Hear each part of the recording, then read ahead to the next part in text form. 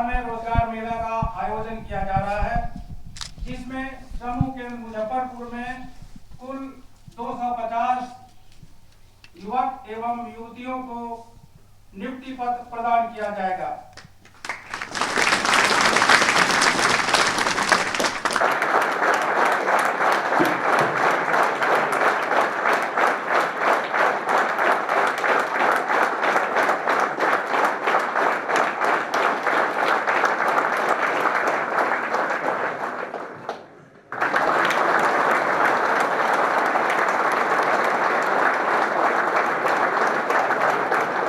माननीय प्रधानमंत्री श्री नरेंद्र मोदी जी द्वारा महत्वाकांक्षी रोजगार मिशन के तहत लाखों युवक और युवतियों को रोजगार देने की घोषणा की गई थी, जिसे रोजगार मेला के माध्यम से सीधे रोजगार तथा नियुक्ति पत्र प्रदान किया जा रहा है। देश के लाखों युवाओं को सरकारी नौकरियां उपलब्ध कराना सरकार का मिशन है और इस मिशन के तहत सरकार द्वारा प्रथम चरण दिनांक 22 अक्टूबर 2022 को आयोजित किया गया था। इसी क्रम में आज हम 18वां रोजगार मेला का आयोजन कर रहे हैं। आज केंद्रीय कार्यालय के विभिन्न विभागों में भर्ती हुए उम्मीदवारों को नियुक्ति पत्र बांटे जाएंगे। प्रत्येक नव नियुक्त उम्मीदवार भारत सरकार सेवा में शामिल होकर राष्ट्र की सेवा करेंगे एवं समृद्ध भारत विजन इंडिया @2047 का साक्षी बनेगा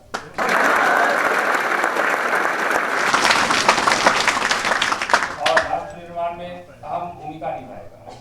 नवनियुक्त उम्मीदवार अपने नवीन विचारों, अत्याधुनिक प्रौद्योगिकी एवं सार्वजनिक भागीदारी के साथ साथ नए भारत के निर्माण के कार्य में भी अपनी अहम भूमिका अदा करेंगे। आज इस ग्रुप केंद्र में रोजगार मेला के अवसर पर कुल 250 युवक और युवतियों को नियुक्ति पत्र प्रदान किया जाएगा। आज पूरे भारत में सेंट्रल आर्म पुलिस फोर्स में चयनित हुए कुल 48,113 व्यक्तियों को नियुक्ति पत्र प्रदान किया जाएगा।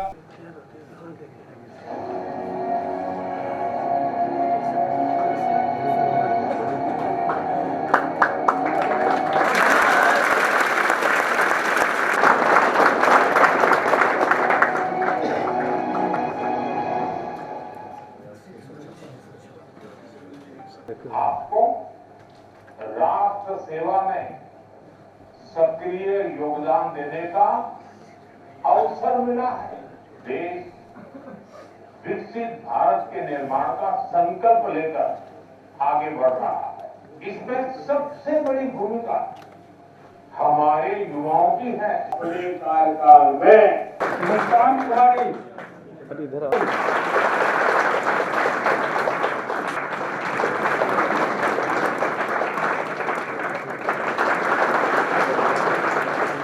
नितिन कुमार,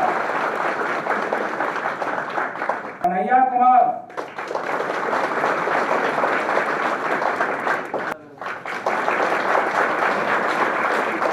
भूपेंद्र कुमार,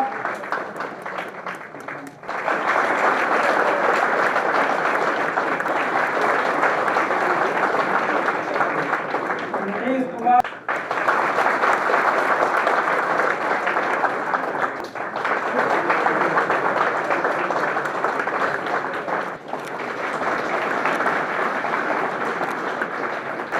फोल्डर है।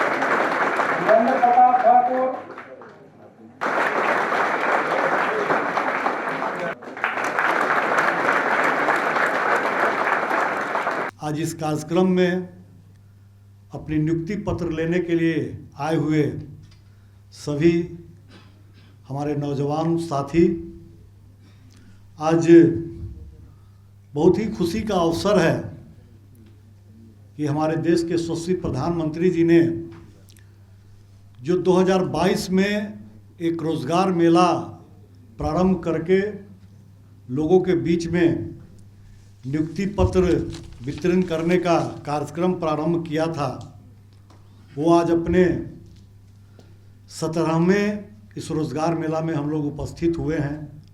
आज देश भर में करीब 61,000 के आसपास लोगों को रोजगार नियुक्ति पत्र दिया गया है। साथ ही आज जो नियुक्ति पत्र लेकर के यहाँ से हमारे नौजवान जा रहे हैं, वो भी कल से राष्ट्र निर्माण के कार्य में अपना योगदान देने जा रहे हैं। जैसा कि अभी प्रधानमंत्री जी ने अपने उद्बोधन में कहा कि हम लोग जिस क्षेत्र में भी सेवा प्रदान करने के लिए जा रहे हैं, हमको खास करके उन चीज़ों पर जरूर ध्यान देना है जिन चीज़ों की परेशानियों को झेलते हुए हम यहाँ तक पहुँचे हैं। बहुत खुशी की बात है कि इस कार्यक्रम का आयोजन सीआरपीएफ के मुजफ्फरपुर ग्रुप केंद्र में किया गया है। सीआरपीएफ के शौर्य और साहस की चर्चा इस देश के एक एक बच्चे के जवान पर होता है, क्योंकि अगर सीमा पर हमारे सैनिक सुरक्षा प्रदान करते हैं तो देश की आंतरिक सुरक्षा का पूरा कार्यभार सीआरपीएफ के हाथ में होता है। और ऐसा विभिन्न मौका हम लोगों को देखने को मिला है जब सीआरपीएफ ने अपनी शौर्य और साहस का परिचय देते हुए भारत माँ की लाज को बचाने का काम किए हैं। इसलिए आज मैं विशेष रूप से सीआरपीएफ के सभी जवान अफसर सभी लोगों को मैं अपनी ओर से सैल्यूट भी करता हूं कि आपका काम देश के लोगों को चैन की नींद लेने में योगदान देता है। कोरोना जैसे महामारी में हम लोग जब पूरा विश्व इसमें फंसा था तो आपने देखा होगा कि जितने लोग उस समय अपने घर लौटे, आज उसमें से आधे लोग लौट करके वापस नहीं गए। सब लोग इस स्टार्टअप के माध्यम से जिस क्षेत्र के हैं उस क्षेत्र में अपना स्टार्टअप स्टार्ट कर दिए और सरकार के द्वारा इस स्टार्टअप में बहुत ही सुविधा दी जाती है। किसी को कोई परेशानी नहीं हो इसकी चिंता की जाती है। साथ ही विश्वकर्मा योजना ला करके जो रोज़गार में जो पहले से अपने रोज़गार को कर रहे हैं उनको प्रोत्साहित करने के लिए सरकार की ओर से एक ऋण की भी व्यवस्था की गई है, जो बहुत आसानी से लोगों को इस तरह का ऋण उपलब्ध हो जाता है। धन्यवाद।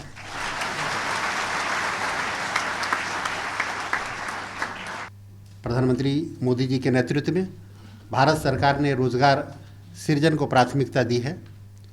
2014 से 2024 तक देश में लगभग 17.19 करोड़ नए रोजगार सृजित हुए हैं, जो कि पहले की सरकारों की तुलना में काफ़ी अधिक है। 17 से 18 में जहां कुल रोजगार 47.5 करोड़ था, वह 23-24 में बढ़कर 64.33 करोड़ हो गया, यानी 16.13 करोड़ अतिरिक्त रोजगार सृजन हुए। विशेष रूप से महिलाओं के लिए 1.56 करोड़ नए रोजगार सृजित हुए हैं। विभिन्न क्षेत्रों में विकास देखें तो कृषि में 19%, विनिर्माण में 15% और सेवा क्षेत्र में 36% की वृद्धि हुई है। रोजगार मेला की बात करें तो इस पहल से के माध्यम से अब तक 17 संस्करणों में 10 लाख से अधिक नियुक्ति पत्र वितरित किए जा चुके हैं और कुल मिलाकर 1 करोड़ से अधिक युवाओं को सरकारी नौकरियां मिली हैं। यह मोदी जी के उस प्रतिबद्धता का प्रमाण है। वे युवाओं को सशक्त बना करके देश की अर्थव्यवस्था को मजबूत कर रहे हैं। आर्थिक विकास की दृष्टि से भारत विश्व की सबसे बढ़ती हुई अर्थव्यवस्था है। आप सब जानते हैं कि आज से 11 साल पहले भारत 11वें पोजीशन में आर्थिक स्थिति में था। आज हम चौथे पायदान पर हैं। तो निश्चित रूप से ये प्रधानमंत्री जी के विज़न का ही और उनके कार्य करने की जो पद्धति है, तरीका है, उसका ही परिणाम है। वित्त वर्ष 25-26 में जीडीपी वृद्धि 7.4% अनुमानित है, जबकि 25-26 की दूसरी तिमाही में यह 8.2% रही है। 2027 तक भारत दुनिया की तीसरी सबसे बड़ी अर्थव्यवस्था बन जाएगी, ऐसा हम लोग हमारे प्रधानमंत्री जी काम कर रहे हैं, हम सब उनके नेतृत्व में काम कर रहे हैं। ये आंकड़े मोदी जी के सुधारों और make in India, digital India और आत्मनिर्भर भारत अभियान के प्रभाव को दर्शाता है, जो विभिन्न क्षेत्रों में विकास सुनिश्चित कर रहे हैं। प्रधानमंत्री मोदी जी ने रक्षा क्षेत्र को मजबूत बनाने के लिए अभूतपूर्व कदम उठाए हैं। 2025-26 के बजट में रक्षा मंत्रालय के लिए 6.81 लाख करोड़ का आवंटन किया गया है, जो पिछले वर्ष से लगभग 9.53% अधिक है। इसमें 1.48 लाख करोड़ रुपये आधुनिकीकरण के लिए, जिसमें नए हथियार, उपकरण और बुनियादी ढांचे का विकास शामिल है। मोदी जी ने chief of defence staff CDS की नियुक्ति, डिपार्टमेंट ऑफ मिलिट्री अफेयर्स का गठन और संयुक्त कमांड सिस्टम को बढ़ावा देकर सेनाओं में एकीकरण और दक्षता को बढ़ावा दिया है। पैरामिलिट्री फोर्सेस जैसे CRPF को आधुनिक हथियार, प्रशिक्षण और तकनीकी से लैस किया जा रहा है, जिससे उनकी क्षमता में वृद्धि हुई है। मोदी जी ने सेनाओं को जोश बढ़ाने का विशेष ध्यान दिया है, जैसे उरी फिल्म के उस संवाद में हाउ इज़ द जोश को अपनाकर वे सैनिकों का मनोबल ऊंचा रखते हैं। उनके नेतृत्व में सैनिकों की सुविधाएं, पेंशन और सम्मान बढ़ा है, जिससे फोर्सेस में नया उत्साह हुआ है। अंत में विकसित भारत के सपने को साकार करने में युवाओं की भूमिका की बात करें।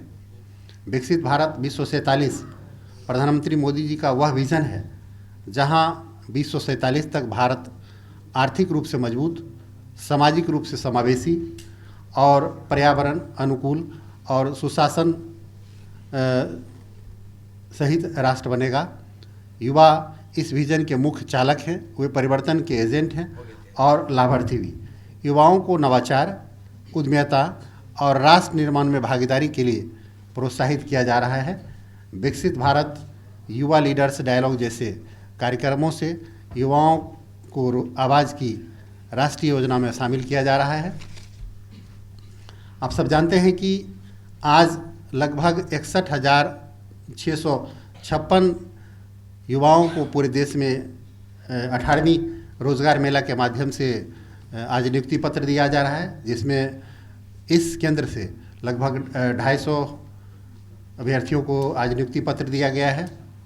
और आप सब जानते हैं कि यहाँ इस केंद्र से सिलेक्शन जो CRPF के हमारे जवानों का हुआ है, 755 सेलेक्ट हुए हैं, जिसमें 38 फीमेल हैं। आज जो हमारे युवा साथी जिनको ज्वाइनिंग लेटर मिला है, निश्चित रूप से 2047 में जो विकसित भारत बनेगा तो उसमें उनकी एक महती भूमिका होने वाली है।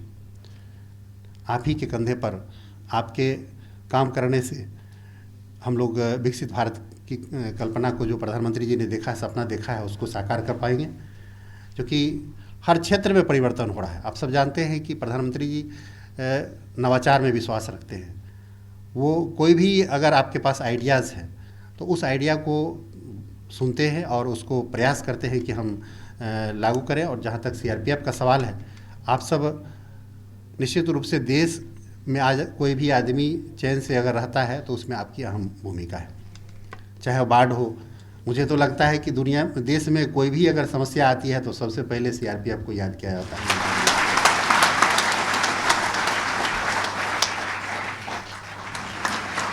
मैं आज नियुक्ति पत्र प्राप्त करने वाले सभी अभ्यर्थियों को बहुत बहुत बधाई देता हूं और उम्मीद करता हूं कि वे सब रोजगार प्राप्ति के उपरांत अपने अपने परिवार के साथ साथ समाज, राष्ट्र को विकास के दिशा में अग्रणी भूमिका अदा करेंगे।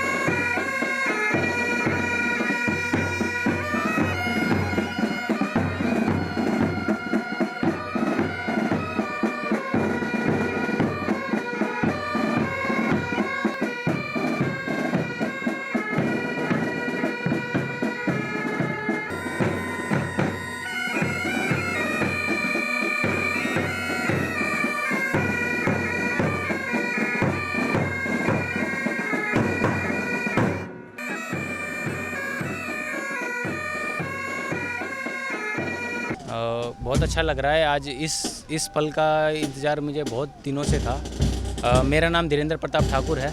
मेरे फादर एक फार्मर है।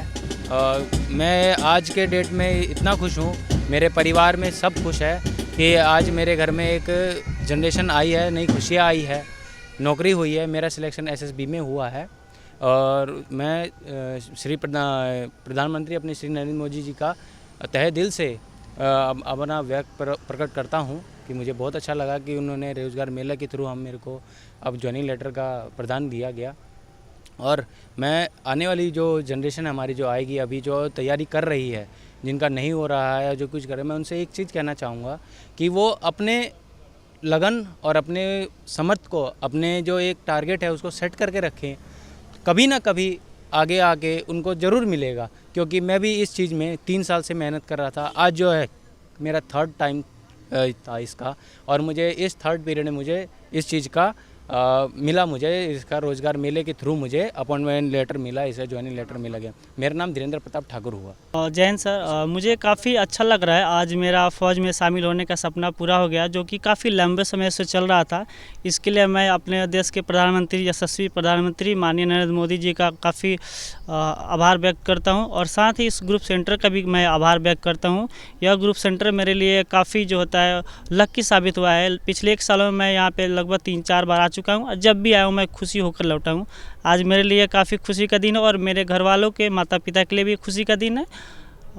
मेरा नाम अमन राज हुआ, पिता का नाम श्री मुकेश सिंह हुआ।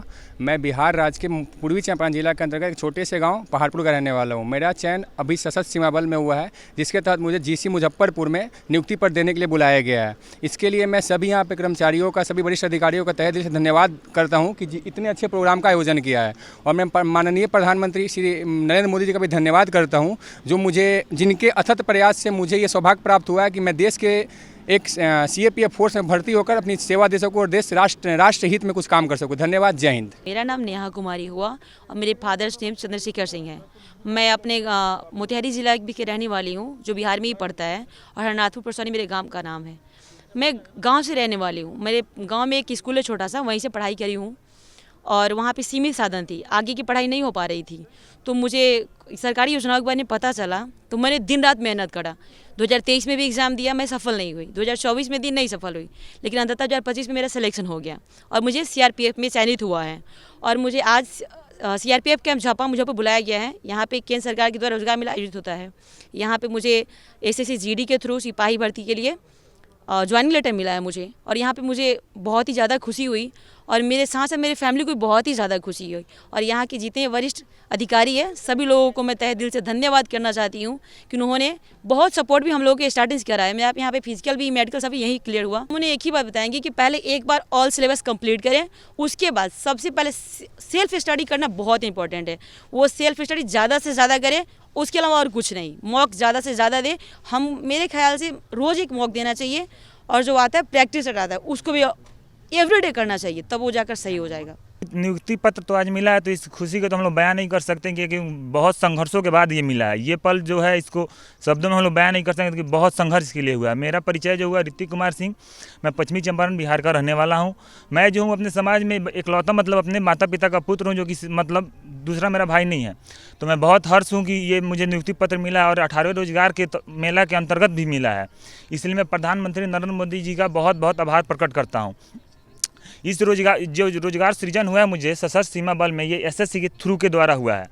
एसएसबी में बहुत सारा चरण होता है, इसमें एक स्टेप नहीं है। इसमें पहले जो होता है रिटेन होता है, रिटेन के बाद फिजिकल होता है, फिजिकल मेडिकल होता है। तो ये कोई एक स्टेप नहीं है, ये स्टेप जो है वो 3-4 स्टेप है। इस प्रोसेस को हम लोग जब पार करेंगे तो ही आज ये पल आया है, जो ये पल आज देखने को मिल रहा है। तो इस पल के लिए तो बहुत सारा खुशी है, और इस खुशी हम लोग से अधिक हमारे पेरेंट्स की खुशी है, और समाज को भी खुशी है, क्योंकि जो है पूरे समाज के एक जॉब होने से क्या है, पूरे समाज का नाम रोशन होता है। और हम लोग को तो इसलिए गर्व महसूस हो रहा है कि पूरा हम लोग को देश की अपनी रक्षा करने का अवसर प्रदान कर रहा है। मुझे बचपन से ही जुनून था कि मैं सेना में जाऊंगा, इसीलिए मैं जब 6th क्लास में था तभी मैंने एनसीसी ज्वाइन कर लिया था। एनसीसी के बाद मैंने भी लगातार प्रयास किया, एनसीसी सी तक किया मैंने। उसके बाद क्या हुआ, जब तैयारी करने गया, प्रिपरेशन करने गया, तो फर्स्ट अटैम्प्ट तो मुझे भी मतलब सक्सेस हासिल नहीं हुआ, बट फिर भी जब मैं लगातार रेगुलर रहा तो अब की बार सक्सेस मिल गया। सबसे पहले आप सभी को जय हिंद। मेरा नाम मुस्कान कुमारी है, मैं बिहार राज्य के सीतामढ़ी से हूँ, और मेरी स्कूलिंग मेरे छोटे से गांव से कंप्लीट हुई है, जहां पे सीमित साधन की वजह से मुझे आगे बढ़ने का रास्ता नहीं दिख रहा था। फिर मुझे धीरे धीरे सरकारी कर्मचारी के बारे में पता चला। फिर मैंने वहाँ से दिन रात मेहनत करके पढ़ाई की और आज मैं फाइनली एसएससी के थ्रू जीडी सीआरपीएफ में सेलेक्ट हुई हूँ। नहीं, मैंने ऑनलाइन पढ़ाई करी है और सेल्फ स्टडी ऑनलाइन करी है। टेक्स्ट बुक से मॉक टेस्ट वगैरह दिया है, एवरीडे एक टेस्ट देती थी। वो टेक्स्ट बुक से ही होगा, टेस्ट आप लगाइए, वहाँ से टाइम मैनेजमेंट हो जाती है। उनके लिए सबसे पहले तो आप अपनी सिलेबस कंप्लीट कीजिए, उसके बाद आप उसी को बार बार रिवाइज कीजिए और प्रैक्टिस सेट कीजिए बस।